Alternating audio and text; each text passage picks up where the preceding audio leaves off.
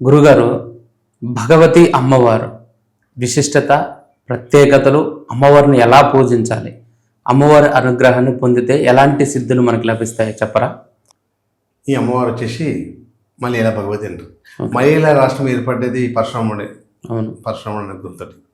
పరశురాముడు ఆయన పాపకర్మలు అన్నీ ఎవరినైతే శత్రురాజుని సంబంధించిన తర్వాత ఆ కర్మఫలాన్ని శుద్ధి చేసుకోవడానికి ఆయన మొత్తం టోటల్గా యాగాలి ధర్మాలు అవన్నీ చేయించాడు. చేసిన తర్వాత ఆయన భూమి మొత్తం మహర్షులకు దానం చేశారు. దానం చేసి ఆయన ఉండాలి కదా, చిరంజీవి 7 మంది చిరంజీవులు ఆయన ఒక్కరు కదా, ఉండాలి కాబట్టి మళ్ళీ ఏం చేశారంటే కొద్దిగా వాటర్ వెనక చెప్పారు అని గడ్డలు కూడా ఉంది. అది మలయాళ భగవతి మలయాళంగా ఏర్పడ్డ, అది కేరళ. ఓకే. అయితే మలయాళీ అమ్మ పరశురాముడు తల్లి ఎవరు? మలయాళ భగవతి.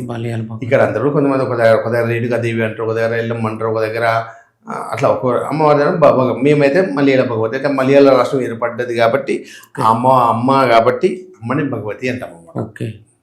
నారాయణి అంటాము అమ్మవారి భగవతి. పరశురామ జనని కాబట్టి పరశురామ జనని అమ్మవారి. ఈ అమ్మని ఆరాధిస్తే తీరని కోరిక అనేది ఏ కోరికైనా తీరుస్తుంది.